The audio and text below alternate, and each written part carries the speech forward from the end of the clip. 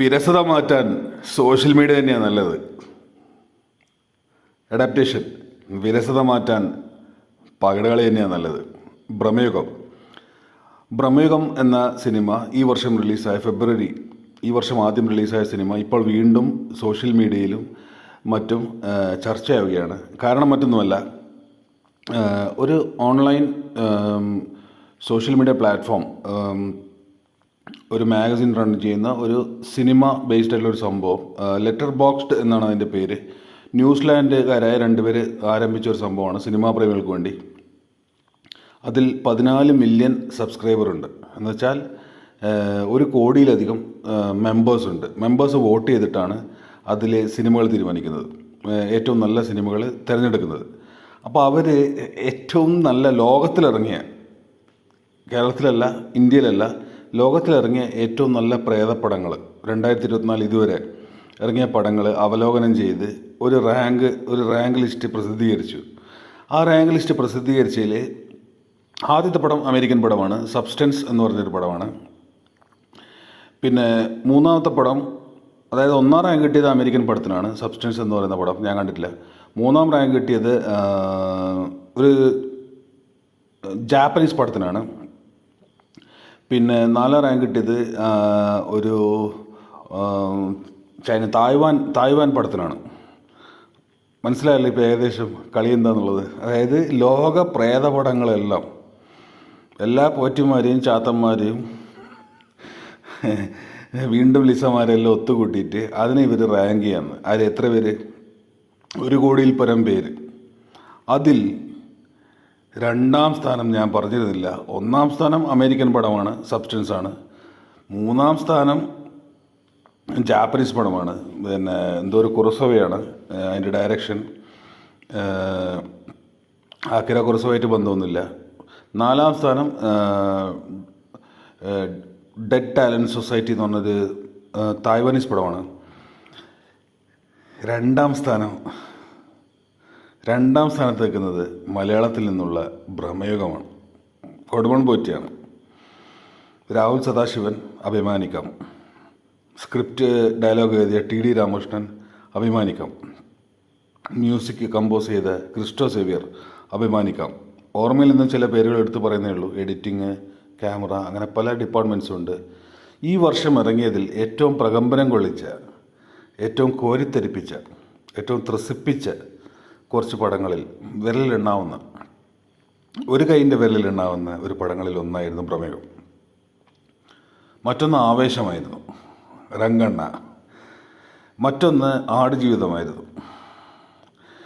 ഇങ്ങനെയുള്ള മലയാള സിനിമയെ ലോക ശ്രദ്ധയിലേക്ക്, ഇതിപ്പോൾ ഒരു ഓസ്കാർ അവാർഡ് കിട്ടുന്നതിന് തുല്യം തന്നെയാണ്. 10-15 പേരടങ്ങുന്ന ഒരു ജൂറിയല്ല ഗൈസ്. ഓസ്കാറിനെ കുറിച്ച് ഞാൻ മറ്റൊരു വീഡിയോ ഉടനെ ഇടുന്നുണ്ട്. നാഷണൽ അവാർഡ്, ഓസ്കാർ അവാർഡ്, ഇതൊക്കെ 5-10 പേരടങ്ങുന്ന ഒരു ജൂറിയാണ് അവാർഡ് നിശ്ചയിക്കുന്നത്. ഇതിൽ 10 മില്യണിലധികം മെമ്പേഴ്സ്, എന്ന് വെച്ചാൽ 1 കോടിയിലധികം മെമ്പേഴ്സ് വോട്ട് ചെയ്തിട്ടാണ് നമ്മുടെ പ്രമേയടക്കം. അതും ഈ തായ്വാൻ പടങ്ങളും ജാപ്പാൻ പടങ്ങളും അമേരിക്കൻ പടങ്ങളൊക്കെ കണ്ടവരാണ് ഈ പടത്തിന് വോട്ട് ചെയ്ത് ഇതിന് 2ാം സ്ഥാനം കൊടുത്തത്.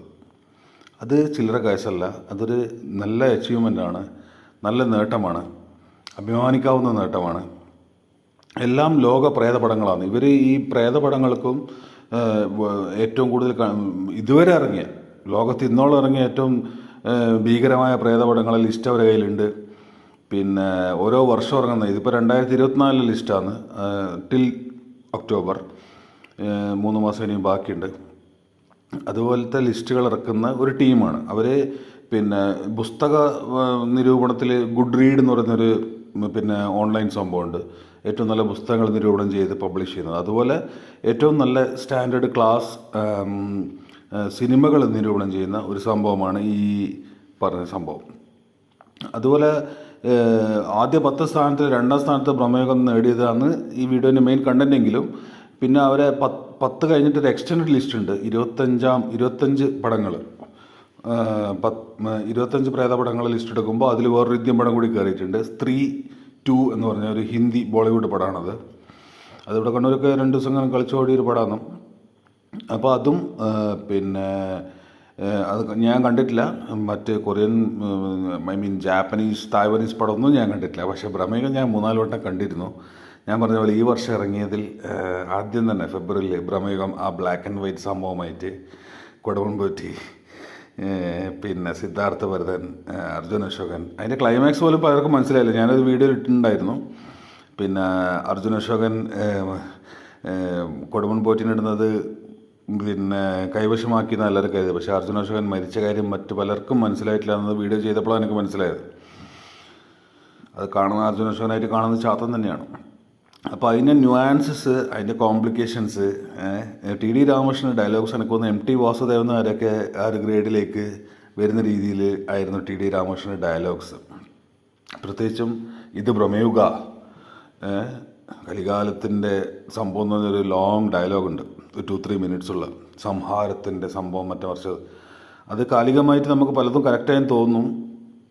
വളരെ MTN ഡയലോഗ്സ് ആയിരുന്നു അത്. ടി ഡി രാമകൃഷ്ണൻ സാർ, നിങ്ങളെങ്ങനെ വീഡിയോ ആണെങ്കിൽ ഫുൾ കൺഗ്രാറ്റ്സ്. പിന്നെ ക്രിസ്റ്റോൻ്റെ മ്യൂസിക്, ക്രിസ്റ്റോ സേവിയർ,